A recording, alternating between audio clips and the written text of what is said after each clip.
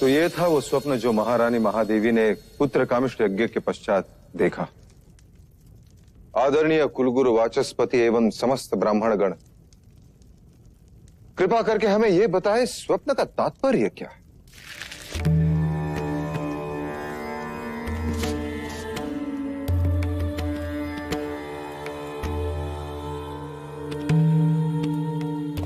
राजन, ये स्वप्न शुभ है।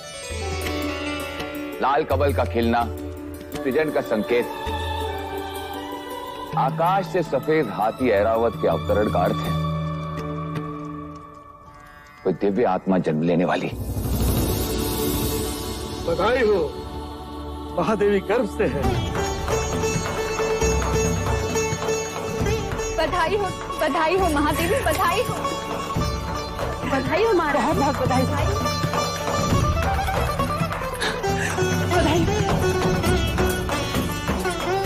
बधाई हो महादेवी।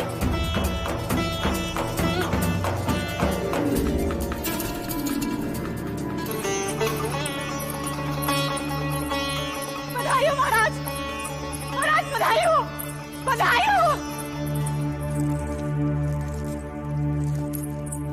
बधाई हो महाराज, बधाई हो। वैद्य जी ने घोषणा कर दी है, महादेवी गर्भ से है। अब शीघ्र ही कपिल वस्तु को उसका उत्तराधिकारी मिलेगा। बधाई हो, बधाई हो।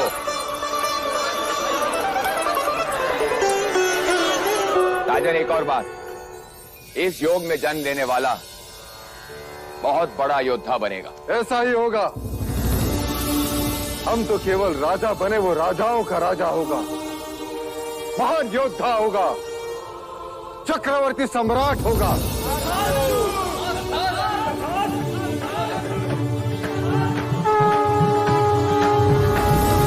जिसके लिए व्याकुल मन सबका, वहां आया शुभ समाचार। है कोई आने वाला जो लाएगा खुशियों का संसार। अरे वो कौन है? कौन है भाई? बुझो बुझो वो कपिल वस्तु का युवराज।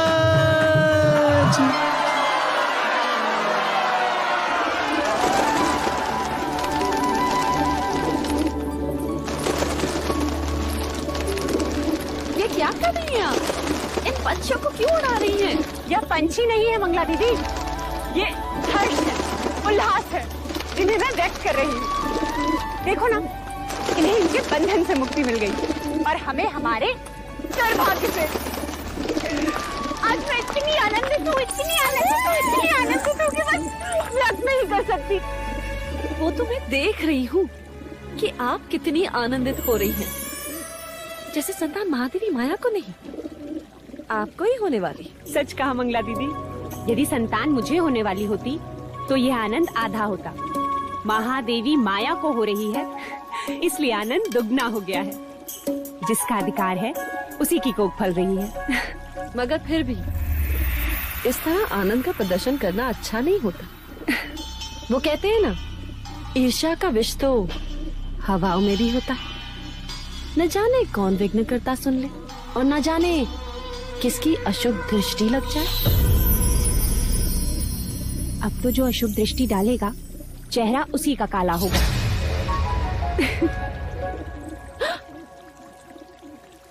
तुम्हारे चेहरे पर मेरा काजल था मंगला दीदी।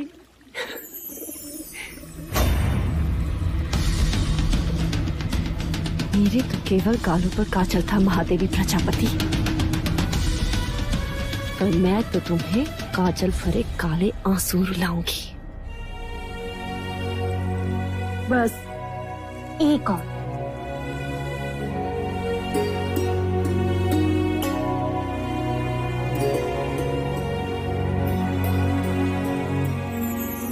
तो मेरी माँ है या बहन, क्या क्या करेगी मेरे लिए?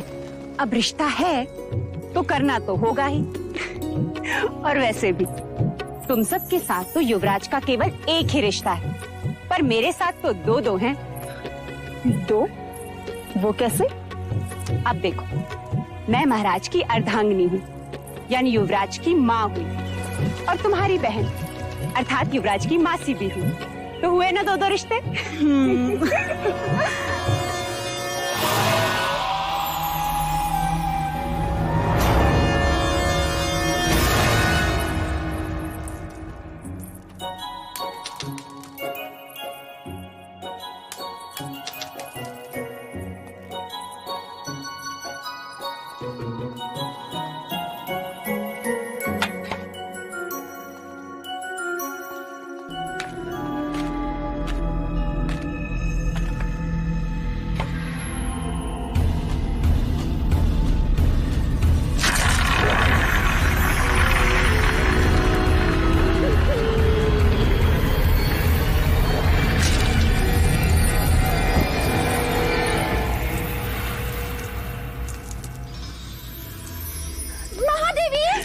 दीदी संभालो।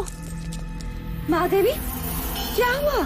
देव कंचे खेल रहा था, महादेवी का पैर फिसला। आप ठीक तो है महादेवी? ईश्वर की कृपा है, नहीं तो आज महादेवी की गोद सूनी हो जाती। गोद सुनी हो शत्रुओं की, महादेवी की तो बस गोद भराई होगी। क्यों दीदी? तथास्तु बोलो। मंगला दीदी, तथास्तु बोल। तथास्तु।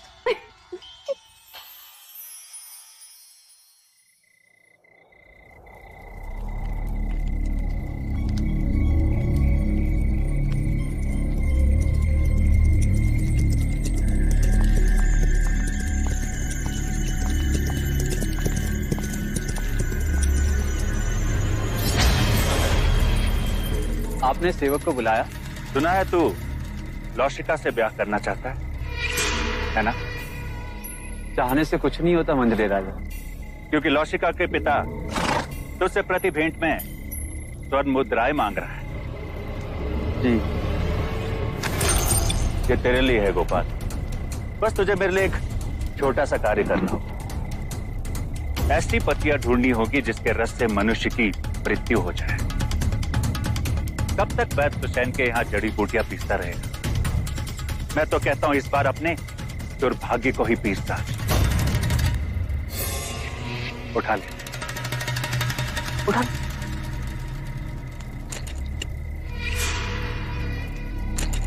मैंने तेरा कार्य कर दिया गोपाल, अब तू मेरा एक कार्य करेगा। कुछ ही दिनों के पश्चात महादेवी माया की गोद भराई है, और इस अवसर को मैं छोड़ना नहीं चाहता।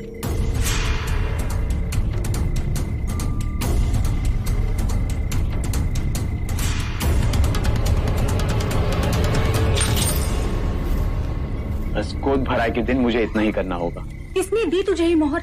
ये मैं नहीं बता सकता लौशिका। तू मेरा मरा मुंह देखेगा गोपाल, यदि ना बताया तो? यदि बता दिया तो तुम मेरा मरा मुंह देखेगी, वो जीवित नहीं छोड़ेंगे मुझे। लेकिन क्या लौशिका, कब तक तू दासी बन के रहेगी और कब तक मैं ये पत्तियां पीसता रहूंगा? पर महाराज को पता चल गया तो?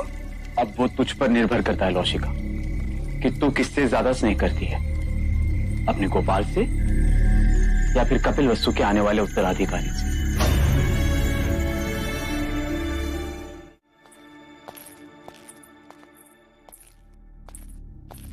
जो खीर महादेवी को खिलाई जाएगी उसमें मुझे विष मिलाना है। गोपाल सब कुछ हमारे विवाह के लिए कर रहा है, पर मैं महादेवी के साथ विश्वासघात नहीं कर सकती, जानकर अनजान नहीं बन सकती। दोनों ने माँ से भी अधिक स्नेह दिया है मुझे। लसिका, तू यहाँ क्या कर रही है? देवी मुझे आपसे एक अत्यंत आवश्यक बात करनी है। वो महादेवी माया को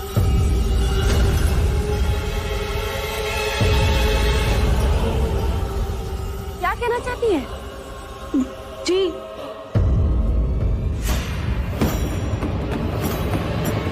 कुछ नहीं। ओम मूकं करोति वाचालं पंगुं लंघयते गिरिं यत्कृपातमहं वन्दे। किसका साथ दे रही है लौशिका? क्या एक अपराधी के साथ जीवन बिता पाएगी?